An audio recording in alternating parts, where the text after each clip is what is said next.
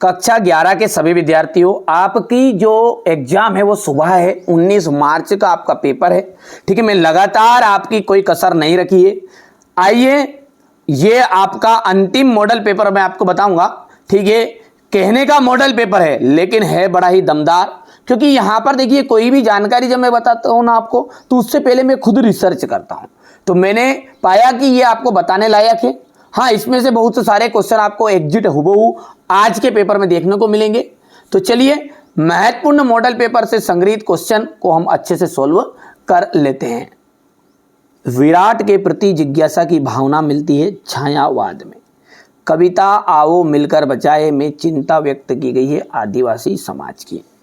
भारतेंदु काल के नाटककार हैं शंभुनाथ सिंह। कुई की खुदाई इस औजार से की जाती है, बंसोली से। पत्रकारिता लोकतंत्र का स्तंभ है, चौथा।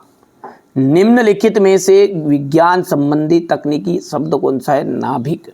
देखो, कबीर ने जो बताया ना भगवान को, और भगवान को बताया है उसकी एक सत्ता बताई है, यानी कि भगवान क्या है, एक ही रूप का है, निराकार, ये कहा है उसने। कबीर काव्य में साधुकड़ी भाषा का प्रयोग कबीरदास जी ने ही किया है।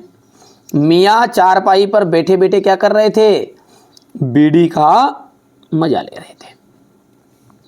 लेखक कुमार गंधर्व के अनुसार लता ने करुण रस के साथ अपेक्षाकृत उतना ही न्याय नहीं किया। डायरी नितांत व्यक्तिगत रचना है। काव्य का जो सौंदर्य है बढ़ाने वाला धर्म अलंकार कहलाता है। इतना ठीक है भैया, छठा तक। चलिए आगे बढ़ते हैं। बढ़िया से मैंने शुरुआत में कहा है, मैं जो भी चीज़ें बताऊंगा आपको बड़ी रिसर्च और गहराई के बाद ही बताऊंगा, क्योंकि हमारे बच्चों का समय में बर्बाद नहीं करना चाहता है ना।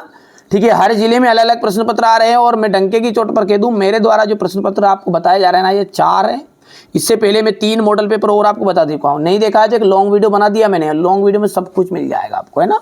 उसमें देखना जरूर है ना भैया, नहीं मिल रहा है तो आपको पेपर।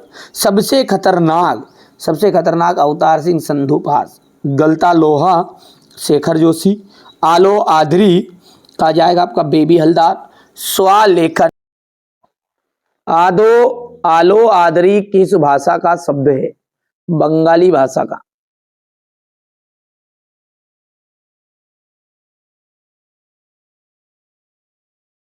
हिंदी शब्दकोश में लगभग कितने शब्द हैं, हिंदी शब्दकोश में लगभग 5 लाख शब्द हैं। ठीक है, बिंब का शाब्दिक अर्थ है, बिंब का मतलब था मूर्ता स्वरूप प्रदान करना।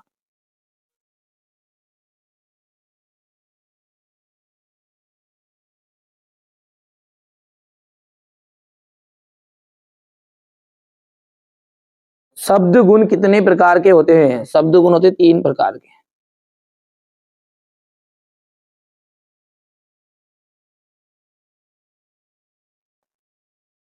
अपनी करनी पार उतरनी लोकोक्ति का अर्थ क्या है।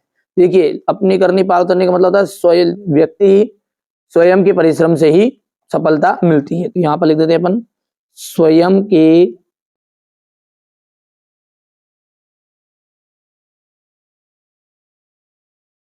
परिश्रम से सफलता मिलती है। हो गया। इसके बाद में आगे अगला है आपका धनराम कुशाग्र बुद्धि का बालक था, तो ये आपका हो जाएगा असत्य। कृष्णा सोबती ने देशभक्ति से संबंधित कहानियां लिखी, ये आपका ये अभी असत्य रहेगा। तातुस ने बेबी को पढ़ने के लिए बांग्ला अभिधान की पुस्तक दी थी, असत्य है। और ये भी आपका गलत रहेगा। रोला जो है ना एक मात्रिक सम छंद का उदाहरण है, कि ये बिल्कुल एकदम राइट बात है। और राष्ट्रभाषा के लिए संपर्क भाषा का प्रयोग किया था, ये भी आपकी सत्य है। ठीक है, आगे बढ़ते हैं। और सत्य के बाद में आपका अगला है, यहां पर है प्रगतिवाद के 2 कवियों के और तथा उनकी एक एक रचनाएं बताइए। ठीक है, भारतेंदु युग के 2 लेखकों के नाम बताना है। कबीर ने अपने को दीवाना क्यों कहा है। तो ये सारे जो प्रश्न है क्वेश्चन नंबर 23 तक, इसका सॉल्यूशन है ना अपन पीडीएफ के थ्रू कॉपी में यहां पर देखते हैं ना।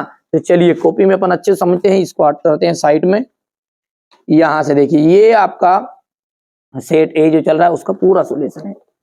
ये देखिए क्वेश्चन नंबर 6 क्या है, बोल रहा है प्रगतिवाद के दो कवि तथा उनकी एक एक रचना बताइए। हो गया इतना।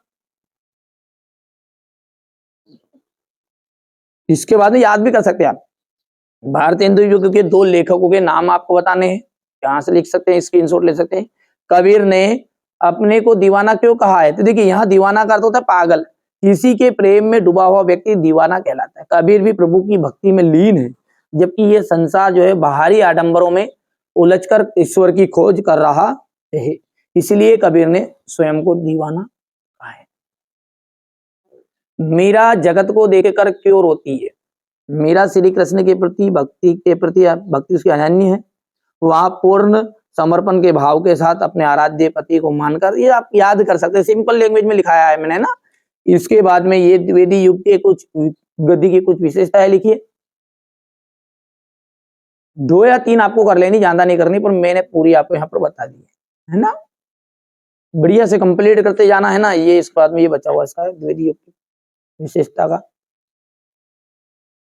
अगला क्वेश्चन है आपका, निबंध को गद्य की कसौटी क्यों कहा गया है। जो निबंध है उसको गद्य की कसौटी क्यों कहा गया है ना। गद्य की कसौटी इसलिए कहा गया क्योंकि जो कवि रहता ना, देखिए गद्य में आ जाता लेखक, कवि जो रहता ना उसकी 4 पंक्ति लिखी, 4 पंक्ति में से यदि एक पंक्ति भी उसकी अच्छी होगी, भावपूर्ण लिख दी, तो उसकी बड़ाई हो जाती है। लेकिन लेखकों के साथ ऐसा नहीं होता, उनकी हर पंक्ति पर ध्यान दिया जाता है।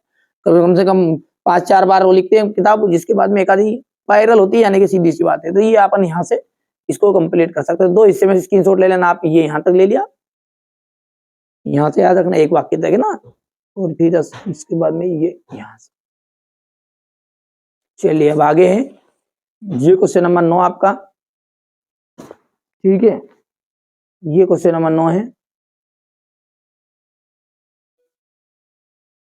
यहां से देखिए ये क्वेश्चन नंबर आपका 9 है, बढ़िया से कंप्लीट करना है।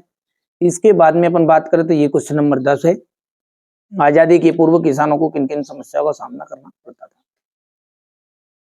ये हो गया इतना। और क्वेश्चन नंबर 10 बढ़िया से स्क्रीनशॉट लो यहां से इसका भी। इसके बाद में इसका